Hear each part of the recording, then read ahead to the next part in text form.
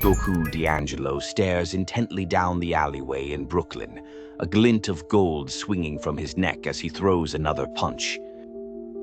His fists are bloodied, his eyes alight with fire. There's an exhilaration in the air, a flavor unique to the chaotic streets he calls home. Somewhere else in Bensonhurst, circa late 90s, Frankie Palermo holds court in a dim kitchen. Cigarette smoke coils into the air as he leans back in his chair. Presently, young Bambi and Nick sit straight-backed, ears fixated on Frankie's every word. Loyalty first, he insists, flicking ash, even over truth. In an FBI training facility far away, Bambi, now a full-fledged adult, exhibits flawless precision at the gun range. Each shot hits the bullseye as a photo of her family silently watches her from the locker. Her gaze is cold, detached, focused. Meanwhile, under the shadow of a burning warehouse, Nick Palermo grips the steering wheel inside a blacked-out car. He's transfixed by the flames consuming the building. His hands tremble, yet his eyes dance with the chaos. Cut to a grubby motel room in Tijuana. Inside, David Lopez fixates on Bambi longer than necessary. The air is heavy with anticipation. She wears a wire, hiding secrets under her cool facade. "You sure about this?" he questions. Her response is wordless. A kiss seals her silence. Agent Caden Winters sits in his darkened office, the weight of the world evident in his loose tie and the prescription bottle cradled in his palm. He swallows a pill, slamming the drawer shut with finality. A framed photo of his deceased partner holds his stare, even as his phone chimes, clamoring for attention he refuses to give. Across town, Emily Palermo Winters stands poised at her vanity, deftly applying lipstick as she remains immune to Caden's distant shouts. Calm, detached, she whispers to her reflection, "I can't do this anymore." In a smoky Georgia club, the air vibrates with the sultry voice of Harlow Blonde on stage. Her song is sweet yet clandestine. A gun lies concealed behind her back. The audience falls into hushed silence when Goku steps in. Their eyes meet, and every note dissipates into oblivion. Under sharp fluorescent lights, Supreme slams a duffel bag bursting at the seams with cash onto the table. Beside him, Stash Cash is entranced by his laptop, fingers flying as code blinks and morphs upon the screen. Christian's intelli as he lights a cigar, eyes steadfast. Bambi brushes past in the background, her gaze somberly cast downwards. A smirk adorns Christian's lips. He knows more than he lets on. Raindrops beat down as a funeral procession moves forward. Umbrellas bob to shield their bearers from the torrents. Goku stands solemn at the casket. Bambi lowers sunglasses, hiding eyes brimming with secrets. Nick's jaw is set firm in grief.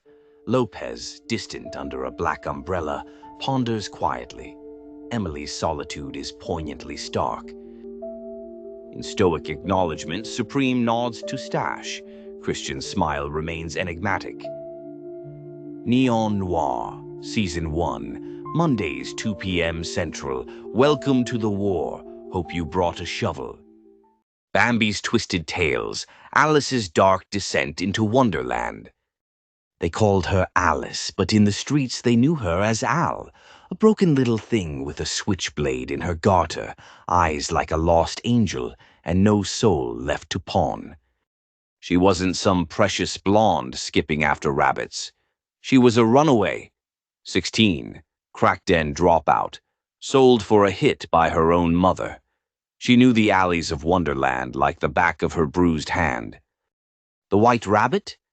He wasn't late. He was a dealer, a fucking tweaker. Thin as a rail, nose crusted with blood, eyes darting like a rat in a glue trap. He promised her a Wonderland if she followed. Wonderland, huh? Try a basement in Bed-Stuy with a mattress stained in things you don't talk about. But she followed. Of course she did. Anything to get away from home. The hole? She didn't fall down it. She was thrown. Kicked into a trap door in a condemned building by the rabbit when she tried to bail. She hit the ground so hard she cracked a rib. The darkness swallowed her, and all she heard was his laughter fading upstairs. The Mad Hatter? Oh, he was mad, all right. Paranoid schizophrenic with a fondness for home surgeries. Wore a top hat stuffed with syringes and old motel keys.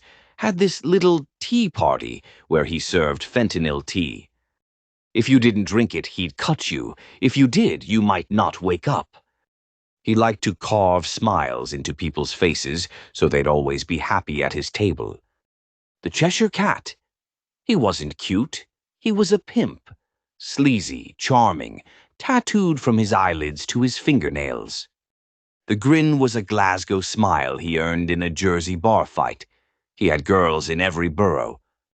When Alice tried to leave, he just laughed in the dark. "You're mine, you all are." He watched from the shadows, always. The caterpillar, a junkie philosopher, sat on crates in the tunnels smoking his glass dick, giving wisdom like, "Who are you? No, really, who the fuck are you to judge me?" He was dying of HIV, didn't care. He told Alice she was already dead too, just didn't know it yet. The Queen of Hearts, Madame Queenie, ran the whole underground, trafficking, drugs, girls. She didn't scream, "Off with their heads." She had a silencer. She had the NYPD in her pocket. She smiled with red lips while she signed death warrants on stained napkins. Alice saw her slit a girl's throat in a mirror-lined bathroom for mouthing off.